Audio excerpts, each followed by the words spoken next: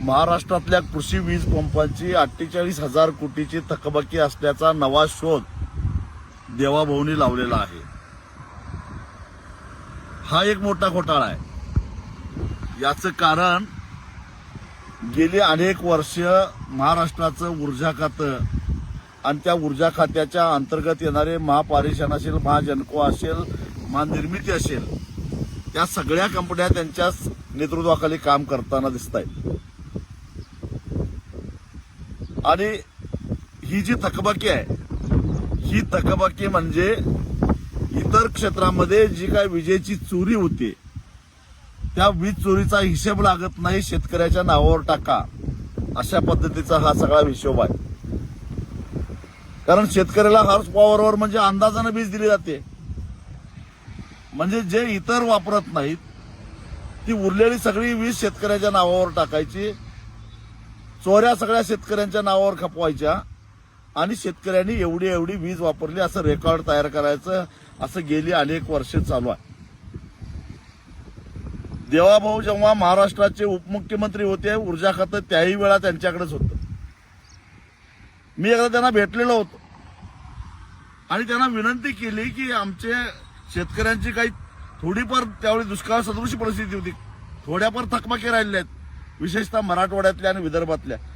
कारण पश्चिम महाराष्ट्रातल्या लिफ्ट योजना असतील किंवा पश्चिम महाराष्ट्रातला बागायतदार शेतकरी असेल किंवा उत्तर महाराष्ट्रातला नाशिक नगरचा शेतकरी असेल, त्यांना नियमित वीज बिल भरावंच लागतं. पण बाकीचे जे थकबाकीदार आहेत त्यांना एकदा काहीतरी योजना आणा सवलतीच्या दरामध्ये. यापूर्वीच्या सरकारने ज्या पद्धतीनं वीज बिलं संपून टाकलेली होती तशी एक योजना आणायची विनंती करायला मी गेलेलो होतो. त्यावेळी देवाभाऊंनी सांगितलं की वीज बिल भरायची आवश्यकताच नाही, तुम्ही कशाला चिंता करताय.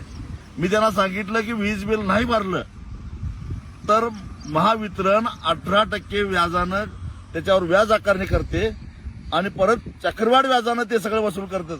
कारण हे 48,000 कोटी रुपये दाखवले आहेत, हे व्याजावर व्याज, व्याजावर व्याज, व्याजावर व्याज असं करत करत हे 48,000 कोटी झाले आहेत. आणि तेही शेतकऱ्यांनी न वापरले, अत्यंत अल्प. तसं जर का इमानदारीनं हिशेब केला असता तर ही थकबाकी केवळ 7,000 ते 8,000 कोटी रुपये झाली असती. म्हणजे अन्य मार्गानं अन्य भागामध्ये झालेल्या चोऱ्यांचा 18% म्हणजे आज सावकार सुद्धा एवढा व्याज आकारणी करत नाही, त्या व्याजाची आकारणी करायचं आणि आता म्हणायचं की शेतकऱ्यांची आम्ही पाटी कोरी करावत आहोत. मुळामध्ये शेतकऱ्याच्या पाठीवर तुमच्या घाणेरड्या फळ खडून तुम्हीच लिहिलेलं आहे, तुम्हीच घाण केलेली आहे. आणि त्यामुळं शेतकऱ्याची पाठी स्वच्छ करून द्यायची जबाबदारी तुमची आहेच, पण नाव शेतकऱ्यावर घालू नका. कारण अनेक घोटाळे, जसं 40-42 हजार कोटीचा शक्तीपीठ महामार्ग 1,10,000 कोटीला करायचा आणि त्यातनं पैसे काढायचे, त्याच पद्धतीनं शेतकऱ्यांचे 48,000 कोटी रुपये माफ केले असं सांगायचं आणि त्याच्यामध्ये सगळ्या ऍडजस्टमेंट करायच्या.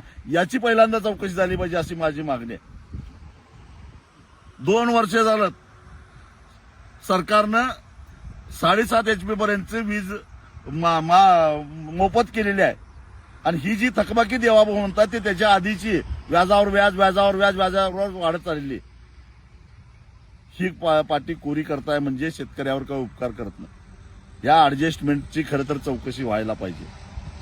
कारण हा सारा घोटाळा काय, तुम्ही शेतकऱ्याला दिवसा वीज द्यायच्या नावाखाली जे कुसुम योजना आणि अन्य योजनेच्या माध्यमातून जे सोलर प्रकल्प राबवलेले आहेत, त्यासाठी खरेदी केलेले सोलर पॅनेल त्याची खरी किंमत किती आहे आणि ते महावितरण महापारेषणच्या महाजनकोच्या माध्यमातून कितीला खरेदी केल्यात याची चौकशी झाली पाहिजे. आणि ही सगळी चौकशी झाली तर ज्या 70,000 कोटीच्या सिंचन घोटाळ्याचा गाजावाजा करून देवाभाऊंनी 2014 साली सत्ता हस्तगत केली, त्याच्यापेक्षाही मोठा घोटाळा बाहेर आल्याशिवाय राहणार नाही.